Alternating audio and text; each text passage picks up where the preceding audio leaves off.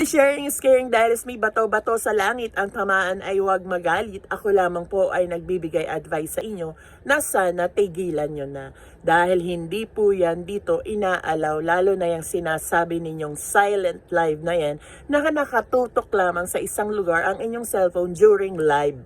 Wala naman pong reach, impression, or engagement na nangyayari dyan. Papaano po yan magkakaroon ng bilang? O, diba?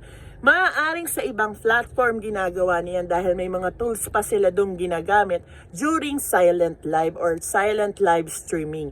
Dito sa Facebook, kailangan nating magkaroon ng maraming viewers para nang sa ganon magkaroon ng epektibo or epektibong ating ginagawang live streaming. O, diba? Huwag po tayong magalit since meron po akong na kausap or malapit sa akin na nagkaroon siya ng mga violation at restriction na flag ang kanyang live, ang kanyang silent live. Yung isa naman po nagkaroon ng violation ng 27 days, isa po yung big time creator ha.